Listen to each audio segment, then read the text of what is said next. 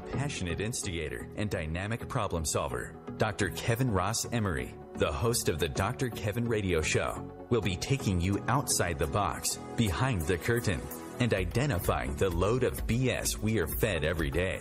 And now, Dr. Kevin.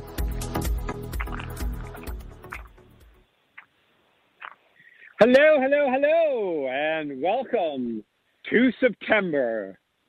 September morn. Oh, you didn't know this was a song show? Yes, it is. And I'm a singer. Oh, boom. I think I just heard everybody hang up. I hate it when that happens. Welcome to the Dr. Kevin Show in the first Thursday of September.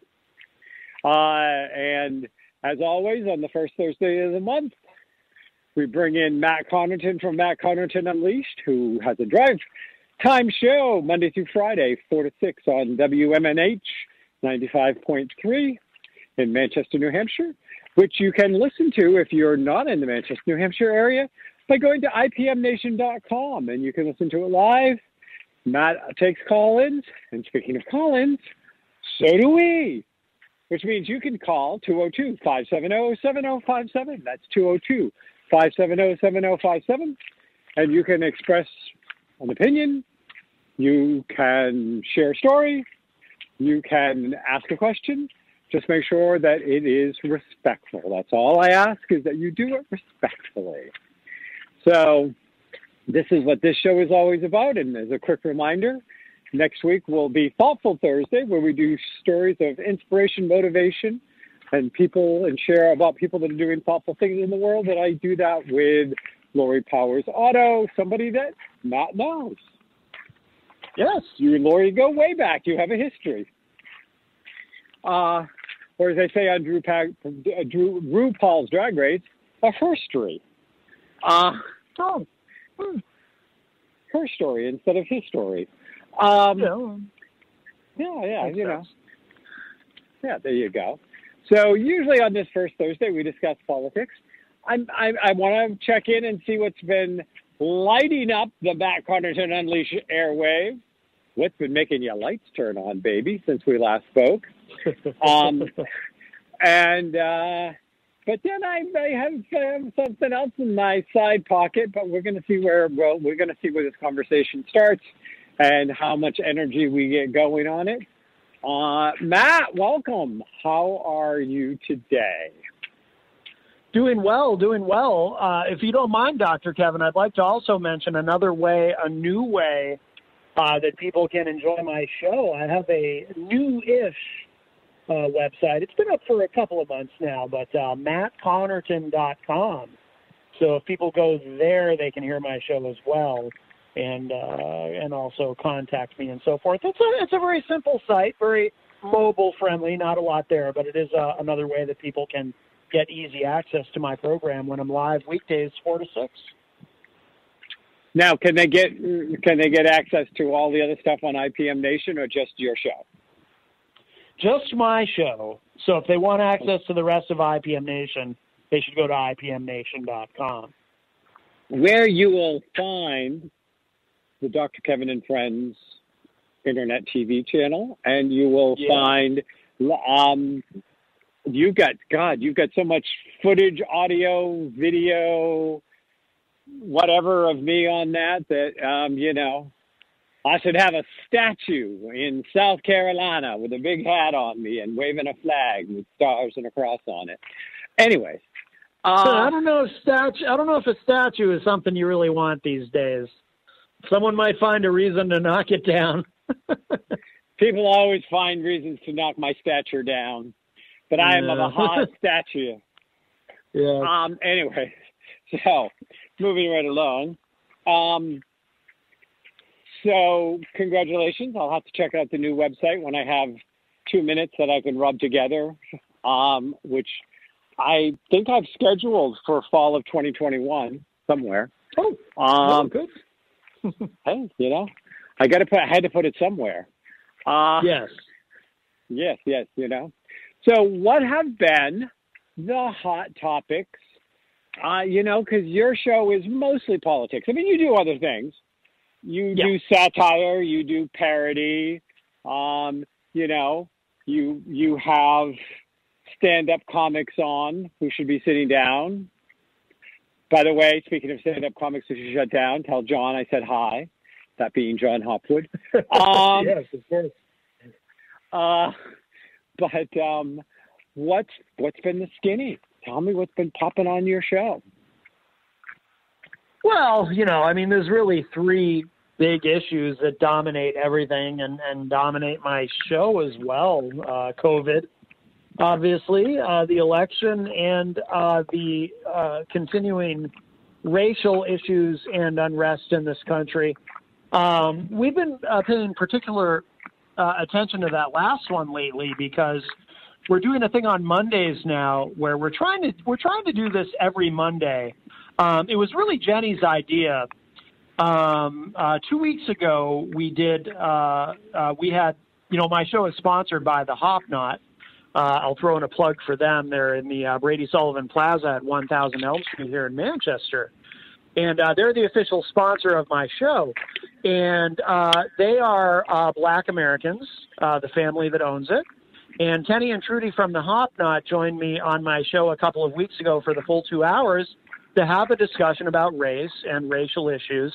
And Jenny came up with the idea, I don't know if you've seen this on YouTube, Emmanuel Acho has a series, I'm never sure if I'm saying his last name correctly, but he has a series on YouTube called Uncomfortable Conversations with a Black Man.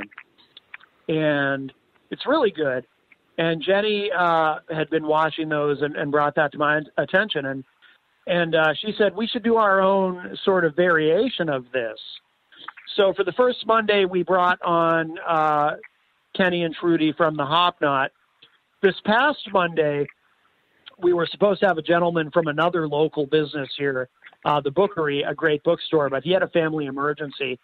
So instead, he's coming on this coming Monday. Even though it's Labor Day, my show will still be live. And so it's going to be Ben from the Bookery along with Kenny and Trudy from the Hop Knot. And we're going to continue the discussion about race. And like I said, we're trying to do this every Monday, make it a weekly thing, because obviously this is an issue that's not going away anytime soon. I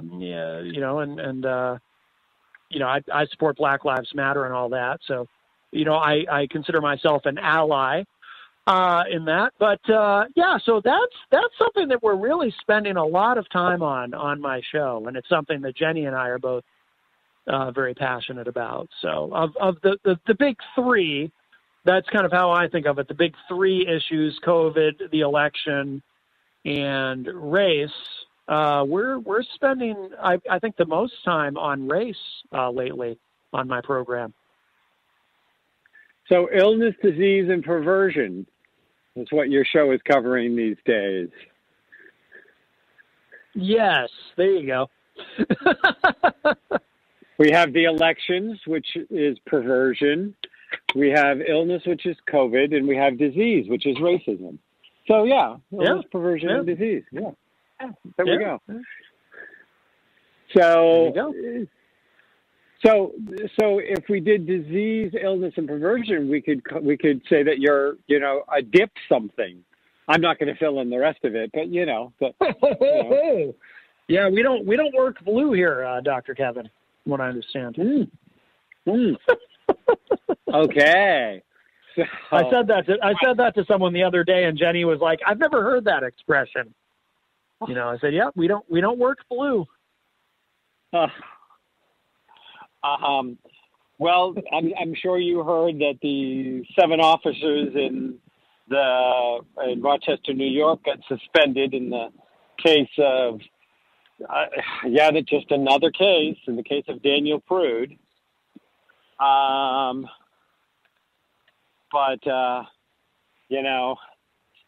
It just amazes me that how many people don't get. I won't even, the minute that somebody does, police life matters, all life matters, does any of those, I just automatically I just unfriend them and block them, and I just send them away, because I'm like, you're bragging about your ignorance, and I don't have the energy for it. You're just bragging about your ignorance. I don't have the time to educate you. If you wanted to be educated, you'd make an issue. You would do something. Now, it's very interesting. Not that I might find time on a Monday. I would love to find time on a Monday. I would obviously probably just call in because I sound like you have a studio full of people, and I wouldn't qualify as a valid guest on that day.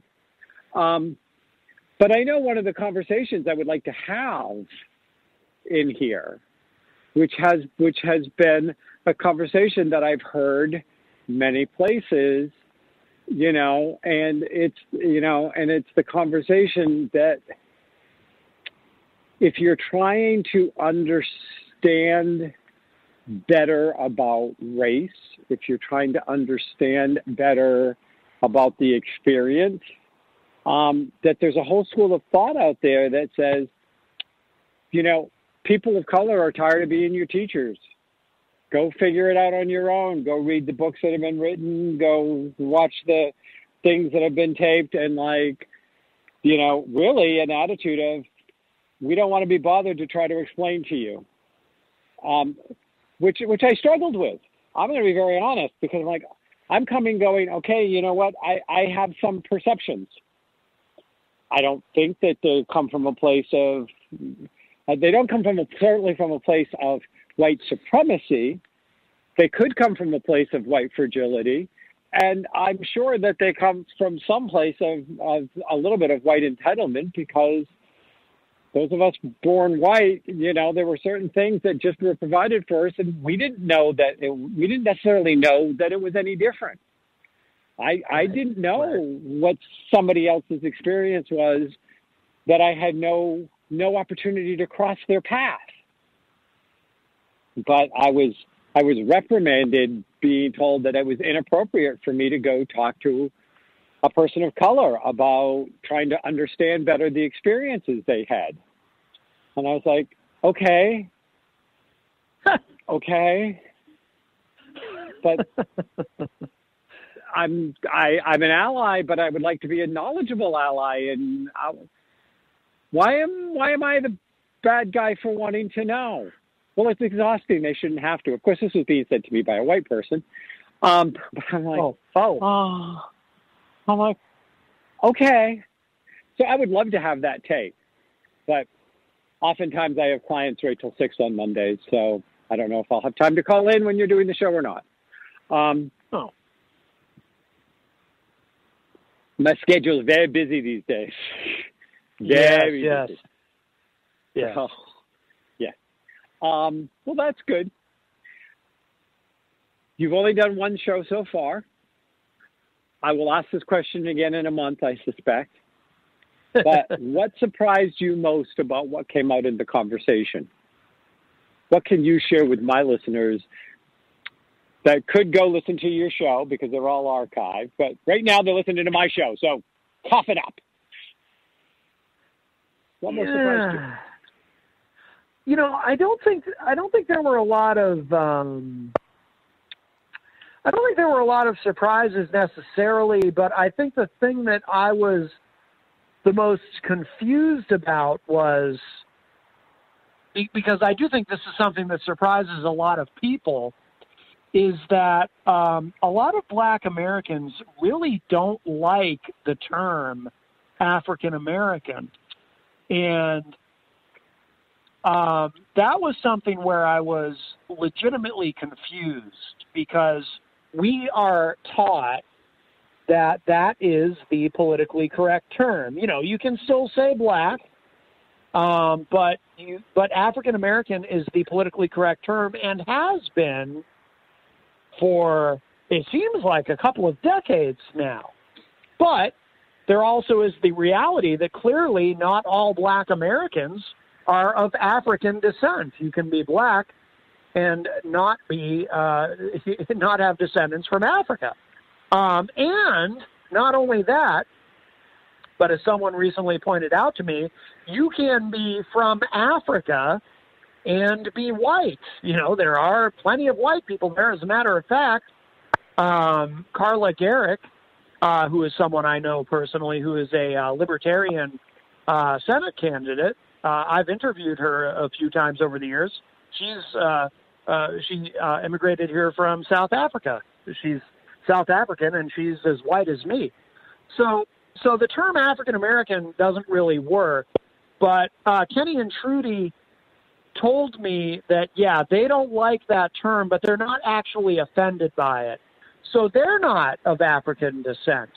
But if someone refers to them that way as African American, they don't hold it against them. They don't take offense to it. They understand that is what we white people have been taught to say, and that the intention is to be respectful and to be correct. But you know, we don't know any better, and we need to be educated on that. They prefer, and maybe this is the part that did surprise me a little bit, they would prefer, though, to be referred to as Black Americans, because they're Black and they're American, and that's the best way. That is the optimum way to refer to them, not as African Americans, because it's simply not accurate in so many instances. Yeah, I mean, what you're saying makes sense to me. And you and I have had so many conversations through the years about politically correct and how much damage that politically correct can do at times. Because you can be in the reference of what you're saying or how you're saying it, you can say all the politically correct words and be anything but. And vice versa. You can mash up what you're saying, but if someone knows that you're trying to be respectful and that maybe you don't have the right words, what would that I think they should cut you slack, and a lot of times people do if they see like you're trying to figure it out. And it's interesting because part of things in like the trans community and the LGBTQ community, well, T is for trans, but I'm thinking more the trans community, but is this whole, what are your pronouns? Like at my church, we have a little button underneath our name tag is, what are our pronouns? What do we go by? He, she, they, whatever. So that's the sound that we've miraculously gone through the first segment. That was quick. And we're going to go take a commercial break, and we'll be right back here on the Dr. Kevin Show with Matt Connarton.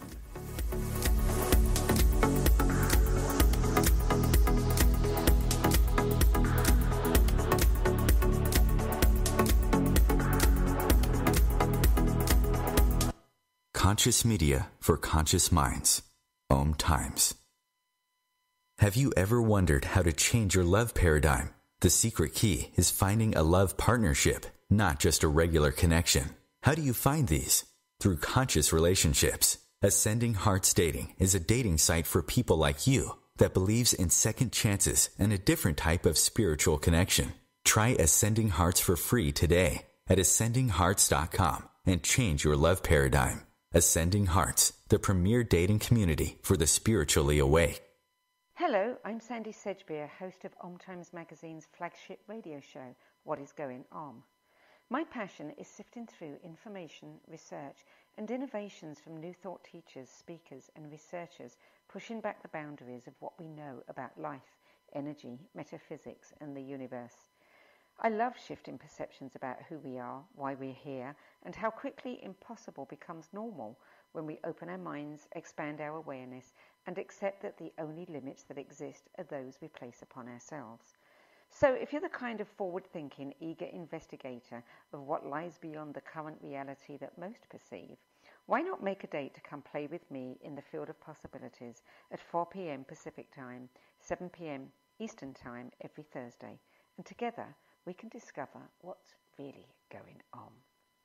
A social distancing tip. While the CDC urges you to avoid close contact, like hugging or shaking hands, there are other non-physical ways to say hello. Wave, wink, use sign language, salute, smile, give the peace sign, throw up an air high five, do jazz hands. Remember, stay a minimum of 6 feet or 2 arms length away from others, and stay home if you can. For more info, visit coronavirus.gov. Let's all do our part, because we're all #AloneTogether. Brought to you by the Ad Council.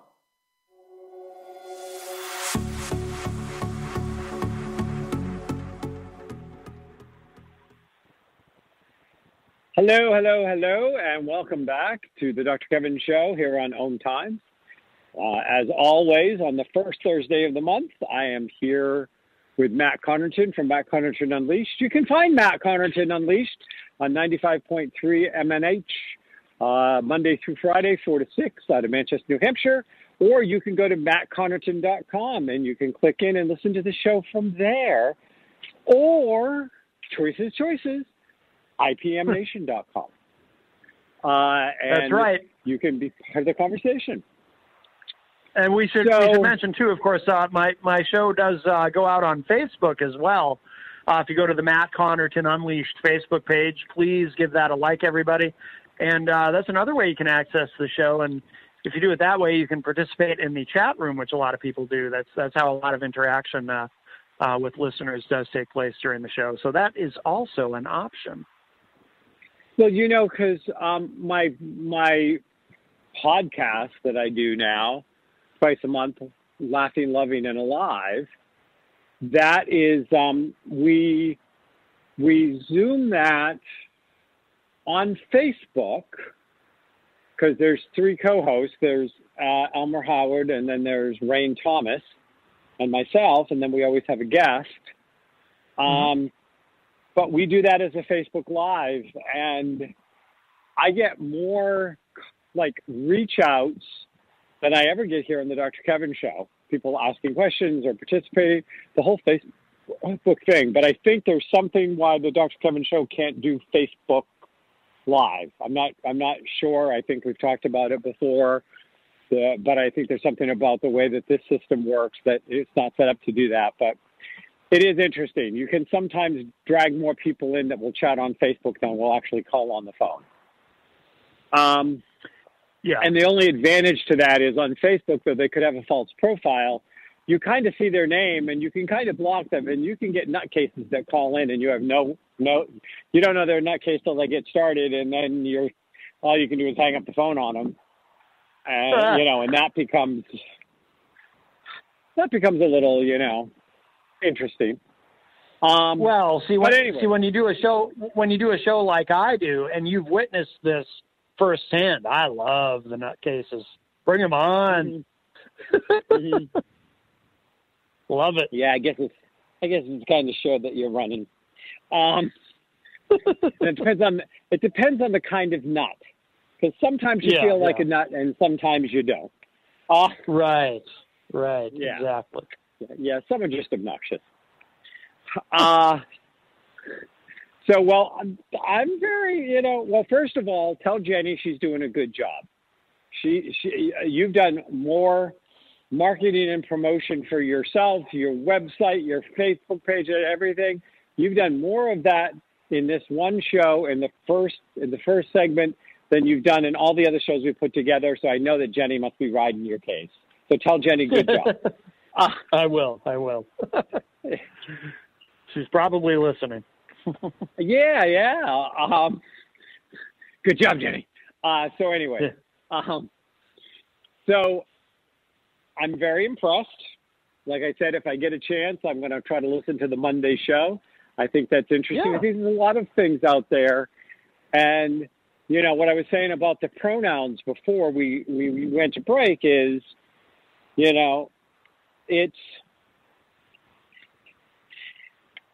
first of all, there is a little bit of arrogant, entitled white supremacy that you feel like you need to say Asian Americans or African Americans or even Native Americans, but nobody thinks you need to say European Americans. Right. I mean, really? It's a good point. Yeah. Yeah. Everything else seems like it's meant to be somehow slightly divisionary in nature. Perhaps not divisive, but much more easily used, like somehow you are a kind of other American. Yeah. Although you do hear... I was just going to say, Dr. Kevin, as far as Europeans, you do hear Italian Americans sometimes for some reason. But anyway, yeah. But no, I think that is an interesting point though that you make. Yeah. Yeah. Well, and it depends on each one. There was a time when you were more likely to hear Irish Americans, and then it kind of faded in. True. And and sometimes you hear Polish Americans if you're going to the Polish American Club. I mean, it's people of the same descent that get together and they do, parades, and you do, or you have clubs or you have organizations that kind of celebrate your heritage. And, and nobody's, and if it's Italian American or the Polish American Club, your kind of white supremacy kind of thought process doesn't really get upset about that, but they can get very upset about things that feel like any superiority if you were to say Asian American or African American, and that somehow they were, oh my God, superior or as good as even. I mean, think about it. Think about the kind of the energy they say with it. So I don't know. I think it's interesting. But the question is should we start to say to people? So, well, first of all, one part of me wants to say this, and the other part of me says this is completely stupid, even as I say it. But I'm okay with stupid. So, should we say if we meet a person of color, how do you like to be referred to? Do you like to be referred to as a Hispanic American, Black American? Do you want to be called a Mongol American, which is what a lot of the white people are? The white people, they are Mongol Americans because they got so much of this and so much of that, and they have a lot of little hidden this and that along the way too when the DNA tests show up. So should you simply ask people, like we ask people, what pronoun do you like these days? I mean, what pronoun do you go by? But it's stupid because what it really is you're a person. You have a name. It may be the name your parents gave you, or maybe a name you adopted along the way, but it's the name you like to be called. What do you like to call? What's your name? That's all I really need to know. I mean, even now in casting, you find that they have a lot of fun with casting people that aren't of the original descent or ethnicity or even gender that the part was originally written for. Because sometimes they'll have, they've had Black Americans play Othello. Well, Othello was not Black in Shakespeare's play when it was written, I can guarantee you. Right. Yeah. Sometimes they have the women play men's parts and men play women parts. And I mean, so it's kind of like a tossed salad of events. So, but what do you think? Should we just simply say to people, if you're referring to them, what do you want to be called? Because I think American should be sufficient enough, right? Ideally, yes. I think it would be very cumbersome to have to ask everyone what they want to be called. Well, go ahead and ask me. What would you like to be called, Dr. Kevin, aside from Dr. Kevin, obviously? Witty, beautiful, amusing, striking, intelligent. Should I keep going? I'd like to be called all of those things. I don't care if they're lies. But see, that is cumbersome. I don't want to have to call you all those things. That's a lot. And then I've got to remember to put American at the end of all of it. Well, but I'm giving you a smorgasbord. And you can just choose the word you want to call me on any given day. Oh, there's that beautiful American, Dr. Kevin. Oh, there's that witty American, Dr. Kevin. Oh, there's that intelligent American, Dr. Kevin. See, I'm giving you choices. Well, choices, right? That's true. Yes. Yes, I'm giving you lots of choices. Okay. So I'm sure you must have had a few discussions about Mr. Kyle. who decided that somehow is now becoming our president's hero for illegally having a gun at 17 and shooting protesters who were peacefully protesting, actually, as I understand it, unless I missed part of the story. Were they? Yeah. What? I think, well, you know, Trump's campaign strategy clearly is to do whatever he has to appeal to the base. And I think part of appealing to that base is appealing to white backlash. And so, you know, he's going to side with Kyle Rittenhouse and defend him. And he's always going to, you know, I mean, his approach to things became evident very early on when Charlottesville happened, and he made his comment about very good people on both sides. And you know, it's a continuation of that, and that seems to have always been Trump's strategy. He's not interested in trying to be the unifier that he claimed he was going to be. He's only interested in energizing and continuing to shore up his base.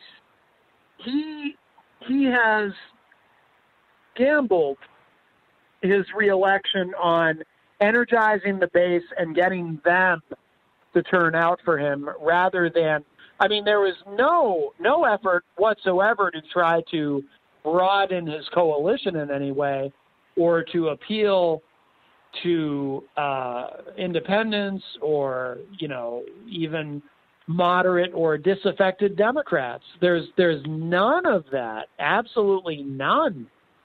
It is all just doubling and tripling and quadrupling down on, on appealing to his base.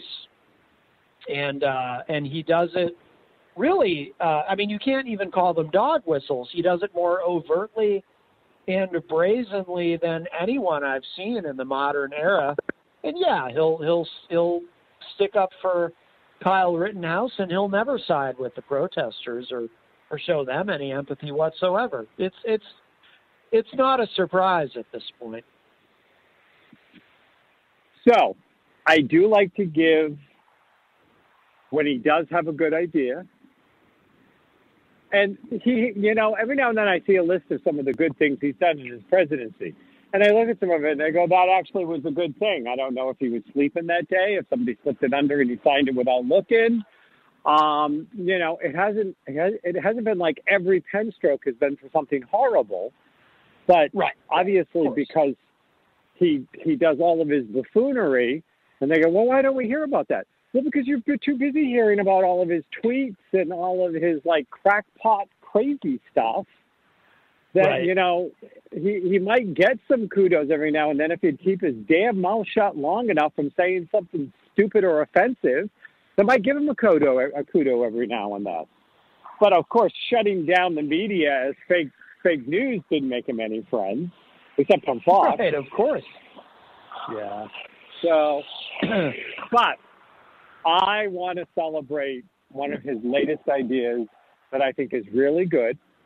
And I am encouraging this to the max. I absolutely think that every Trump voter should mail in an absentee ballot and then go vote at the voting booth. Yeah. Absolutely. And then I think that each and every one of them should be able to, we should have an exchange program where some of the overly charged erroneously, charged ridiculously, in jail, Black Americans get out to make room for all the felons that will be put in jail when they do it. This sounds like a variation on the idea of draining the swamp in a way. Yeah, I think he could go in and do a rally of prisons across the country, having a suit matching his hair, telling them that he was set up, and how was he supposed to know it was illegal? Somebody made that up. Those Democrats passed that law when I wasn't looking. You should have been able to do it. I think it's perfect. You know, so I'm a big fan. If you want to go do an absentee ballot for Trump and then go and vote for Trump in person, I think that that's what you should do. And And, and we can keep prisons at full capacity. We can let out all of the railroaded Black Americans, and we can give their cells over to the Kool-Aid people. Right. Hey, right. Just an idea. And ironically enough, they'll still love Trump even when they're in prison. He is their savior. Yes. They'll try to make it an apostle moment, I'm sure. Saint Trump. So anyways, I hear sometimes that Trump is starting to gain a little of his popularity back. Is that fake news, do you think? Or do you think that he still has a really good fighting chance to win this election, even through all of this bullshit? I still think it's going to be Biden, but I know that there's some polling data that shows the gap between them shrinking a little bit. So Biden's lead appears to be shrinking a little bit, but I think that that's going to happen. That will fluctuate, but I think that Biden will still remain comfortably ahead, and I still think he'll win. And I'm encouraged by the fact that I've also seen some data showing that Trump's approval rating on his handling of COVID has actually gone down. It's now in the 30s. I think I saw a poll the other day that showed 38% of the country approves of Trump's handling of COVID. So that's a stunningly low number, given all the partisanship and all the Republicans you would expect to say they approve no matter what.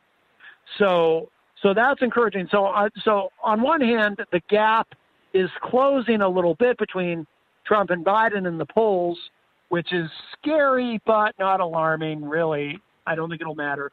But as long as Trump's approval rating on COVID continues to remain very low, unless there's a miracle cure or a miracle vaccine really quickly, no, I still think he's on track to lose. Well, the FDA. We'll be right back here for the last segment of the Dr. Kevin Show.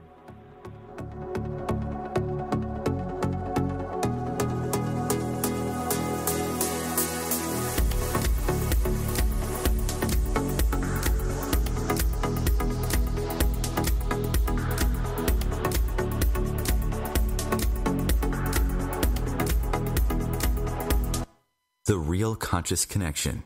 OMTimes Radio. IOM FM. The number one reason girls drop out of school in sub-Saharan Africa is lack of access to feminine hygiene products. The Pads for Schoolgirls Project, an outreach of Humanity Healing International, is changing this paradigm by setting up sewing programs at schools, teaching girls a vocational skill, while producing the reusable pads that help keep them attending classes. The girls pay it forward by making and giving pad kits to other girls in need. To learn more, visit humanityhealing.org. Humanity Healing is where your heart is.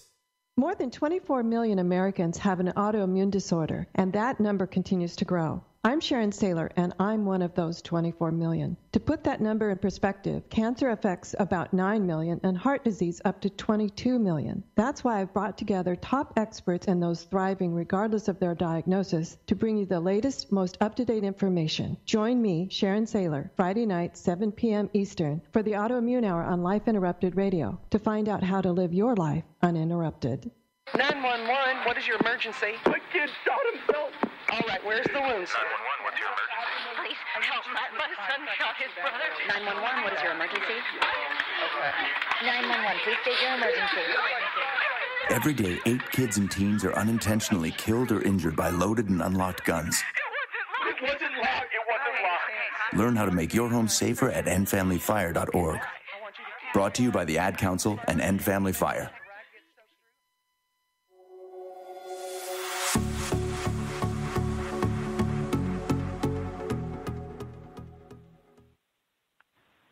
Hello. Welcome back to the Dr. Kevin Show. Remember, we are a live call-in show, so you could be calling in right now all you got to do is dial 202-570-7057. Again, that's 202-570-7057. And you can be part of this conversation with Matt Connarton and myself. So, Matt,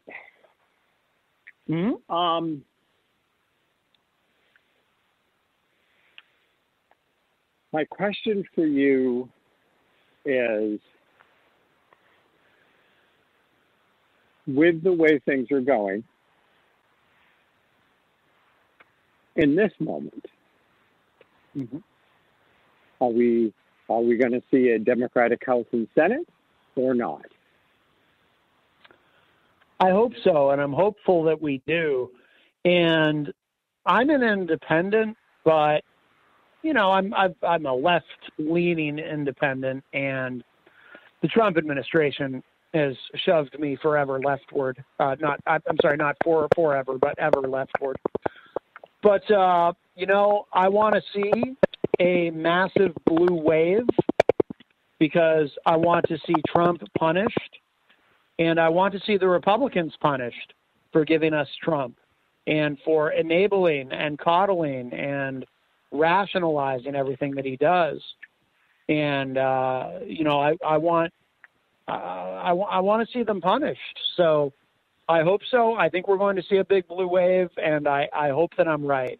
I hope that it is a tidal wave across the country. I really do. I want to see these people punished. So we get the blue wave.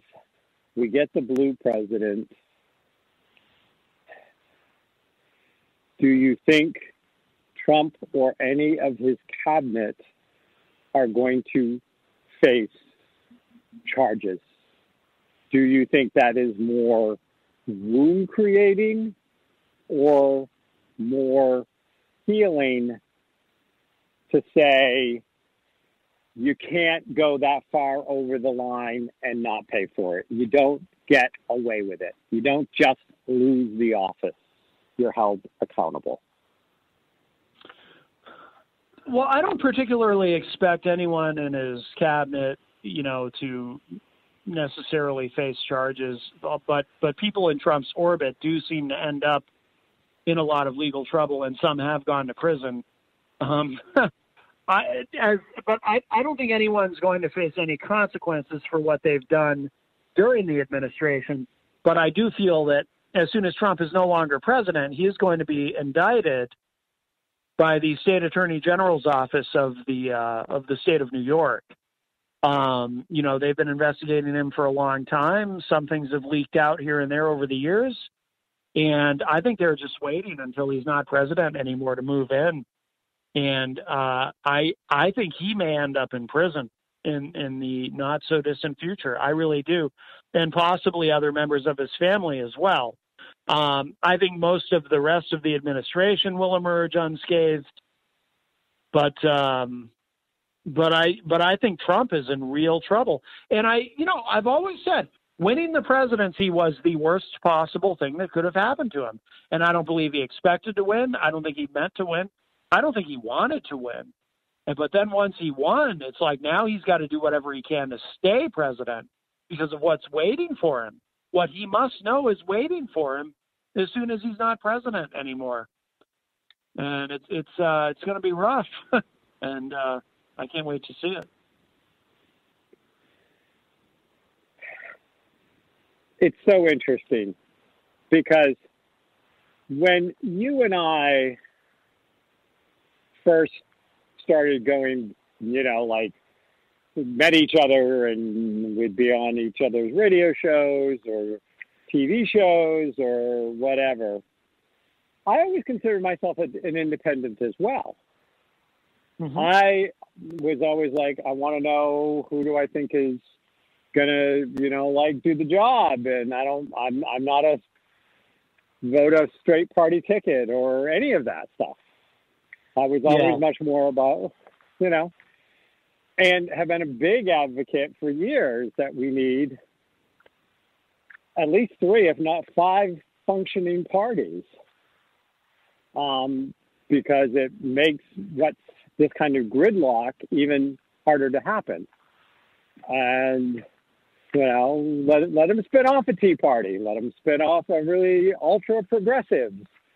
Let them say, let's keep the moderate Republicans and the moderate Democrats. And you can even, roll off the racist Trump former Republicans. We'll come up with a name for them. Rumps. So, but, and let there have to be more representation of all of America, and all of America will never fit into two pots. Right. But, but I definitely started leaning more into democracy, into the Democratic side. Not Obama. I wasn't really limited. I mean, I like Hillary Clinton. I was a Hillary Clinton fan. I've always been a little leery of Bernie Sanders, but I would have supported anybody against Trump. Sure. But but you stayed moderate longer than I did. When I started really getting more, you were like, well, we need to give the guy time. There's two sides of the story. So it's interesting to hear you this far. I want to see him punished. Oh, yeah. Yeah, it's interesting to see that progression. Welcome to the rest of humanity, Matt Connarton. No.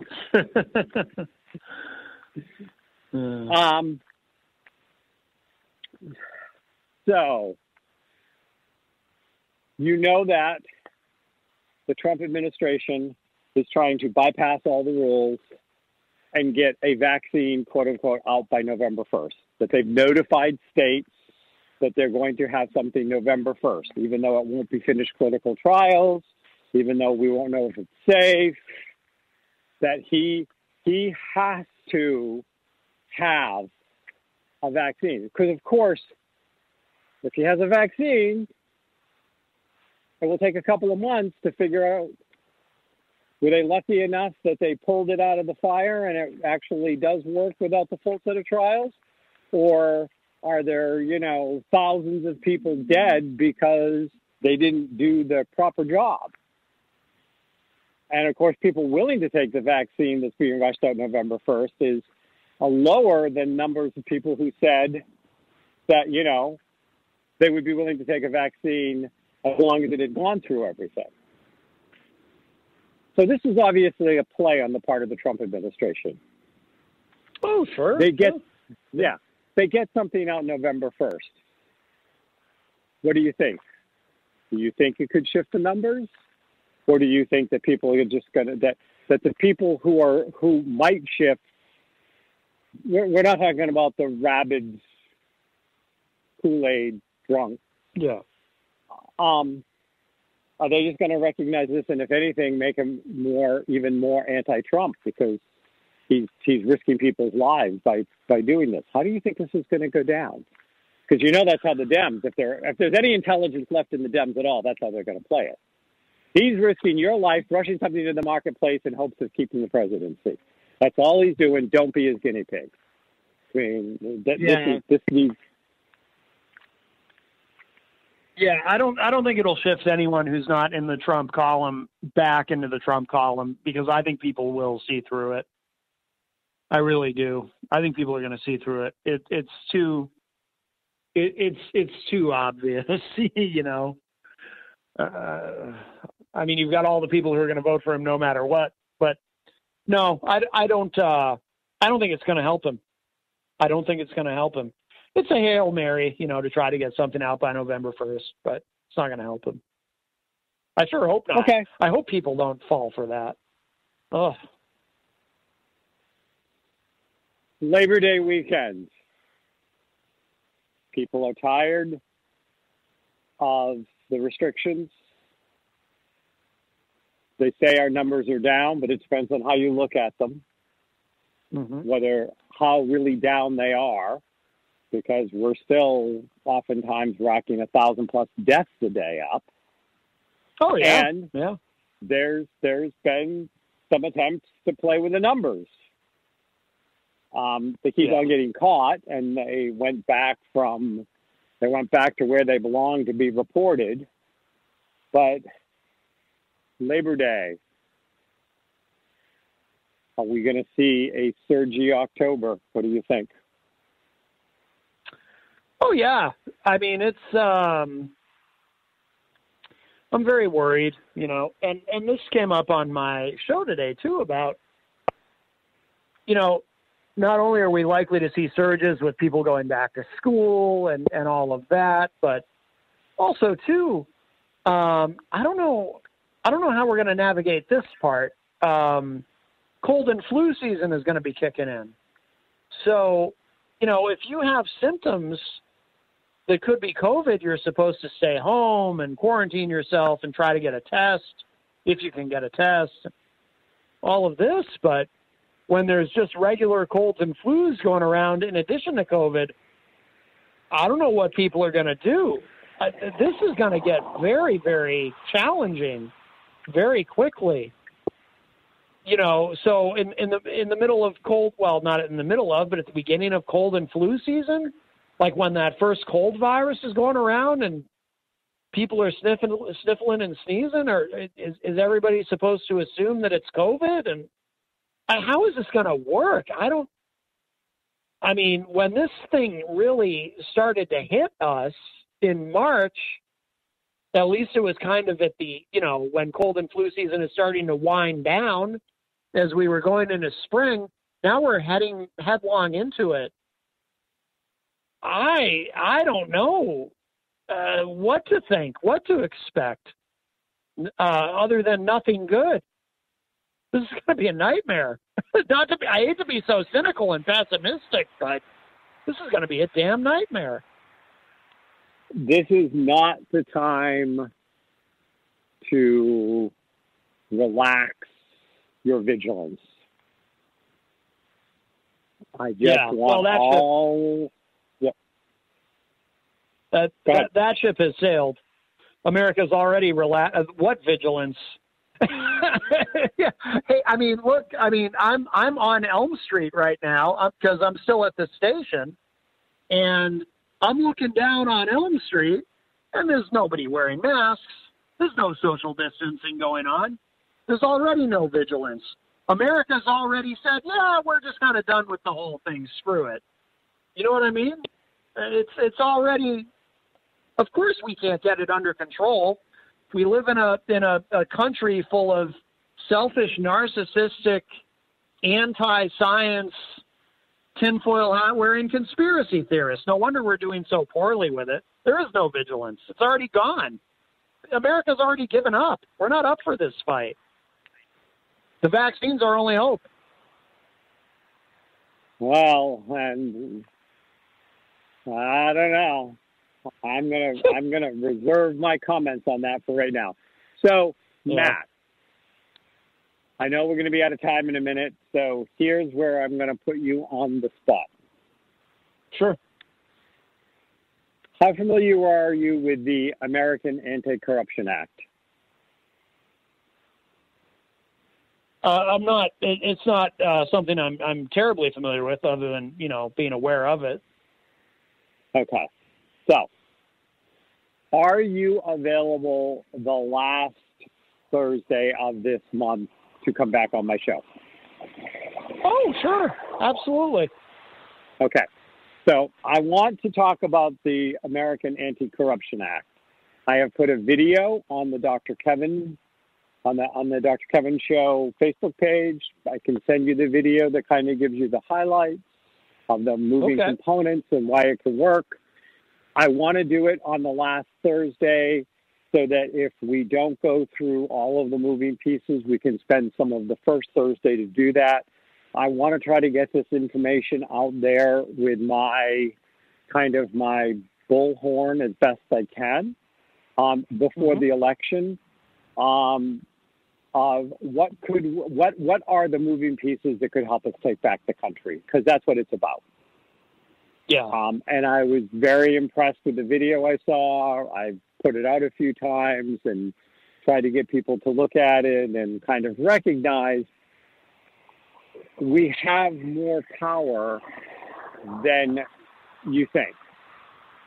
And I thought that this would be a wonderful conversation, and that something that not only can hopefully some of my listeners light a fire under them of what they could do to make change if they're tired of the situation we find ourselves in, and that I will use, depending on how it goes, to promote it out into other places that hopefully people might listen to it. People might watch the video, but the only way we're going to change is to educate. Right. No, that sounds great to me. Absolutely. Okay, I will be seeing you, and you guys can be listening to us the last Thursday of the month, next Thursday. Thoughtful Thursday with Lori Powers Auto. Thoughtful, inspirational, motivational people in the world. Stories. Come, join, listen, share. Have a good week. Namaste. Bye, everybody.